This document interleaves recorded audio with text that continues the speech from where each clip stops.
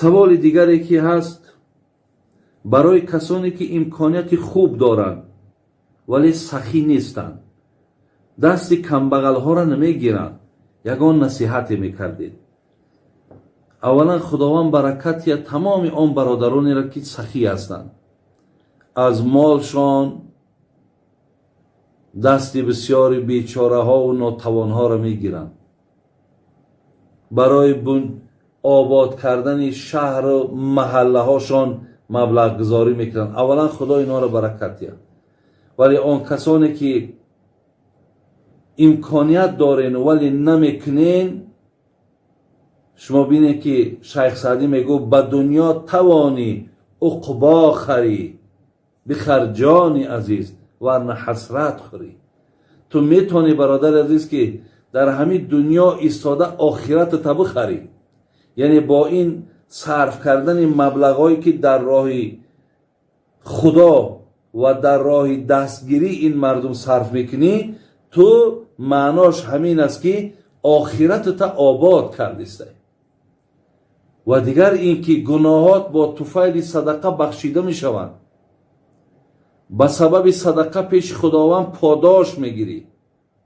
ببینین به سبب این صدقه ها با مالتون زیاد میشود. پیامبر قسم خورد که قسم به خدا که ما نقصد صدقتون من مال، آدمی که مال شد صرف میکند، دستگیری میکند، احسان میکند، پیامبر میگه قسم به خدا مالش کم نمیشود. برای این مصلحتی من برای اینها این است که از مالهاتون صرف کنین برادرای عزیز، دستگیری کنین همسایه هاتون، دستگیری کنین بیچاره ها و ناتوان ها را. انشاءالله با دعای نیک اینها شما از بسیاری بدبختی و بیماری ها با نجات میابید.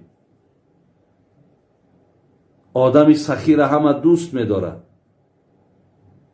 آدمی سخی را همه حرمت میکنه. با سبب آن مبلغی که تو صرف میکنی عمرت هم خدا زیاد میکنه. با سبب صدقه‌ای که تو میکنی خداوند غضبش از بالای تو دور میکنه.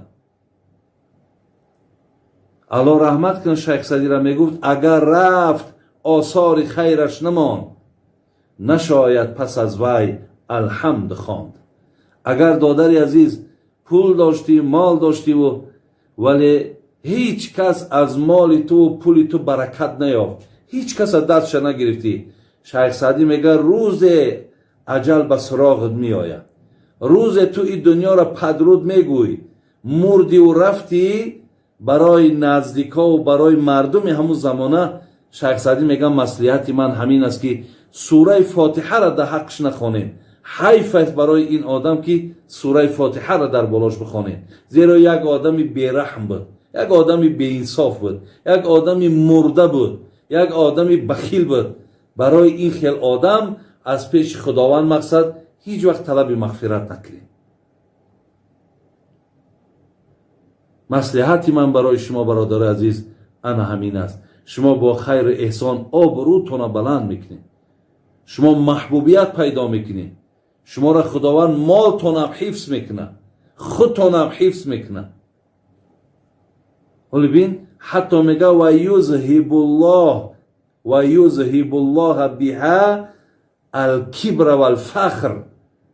اگر تو در وجود تکبری، فخر، بین حتی بگیم ناپسندی داشته باشی، خداوند میگه وقتی تا اگر مال تا در راه خدا بتی، همین خصلت‌های رذیله‌ای که به خاطر این مردم آدم تکبر را بد ببینه، من همین خصلت‌های رذیله را از تو میگیرم تا که یک آدمی خاکسارت میکنم، یک آدمی حلیمت میکنم، تا مردم با این خصلت‌های خاکساری و حلیمی با تو دوست میدارن.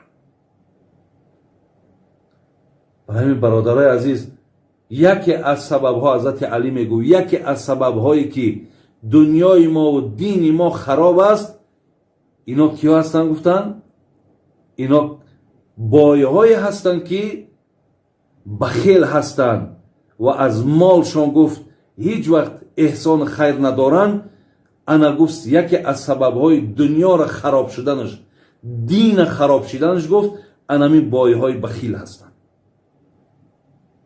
الله رحمت کنه ای عزیزای خدا را برای آدمای همتری بخیل، آدمای بی صدقه، آدمایی که دست یک کس نمیگیرن، میگفتن دولتش را فیل بردارد میانش بشکند، همتش را پشه برداشته به هندوستان برد.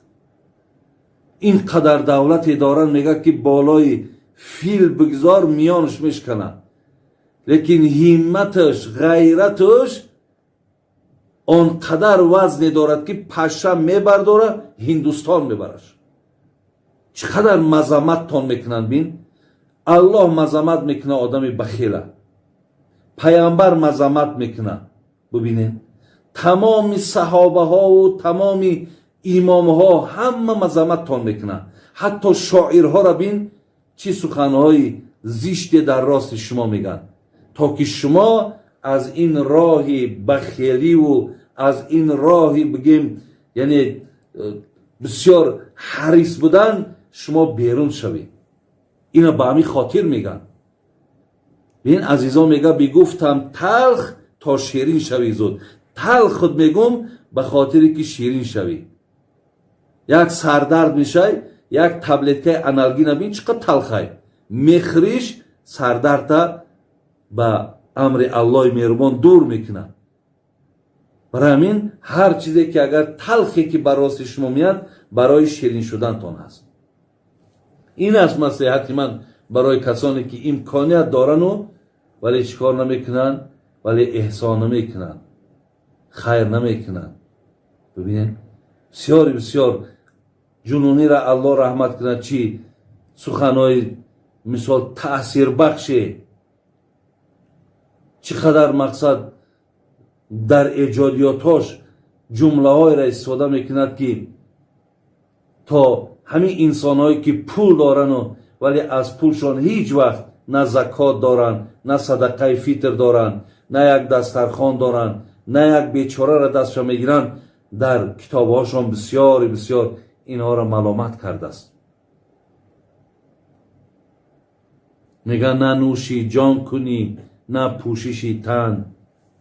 حتی همین آدمایی که مالدارن بسیارش، مالدارهای هست میگه که حتی چیکار میکنن، حتی بدنشان لباسی نه و برای بدنشان میخرن، حتی یک لقمه مقصد خواهش همو نفسش در همو هست، ولی اینقدر مقصد دلتنگ، اینقدر مقصد برای صرف کردنش ترسی داره که حتی برای شکمش میگه صرف نمیکنه.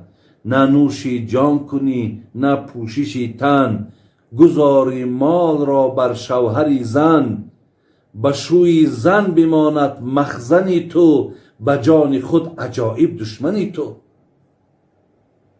تو را گفتم ز شفقت نکته سخت، که زیر سر نمانی کالا و رخت. این سخنی سخته به خاطر هم گفتم که در تگ سرت پنهانش نکو، بوده که پگه او به شوهر زنت میمانه.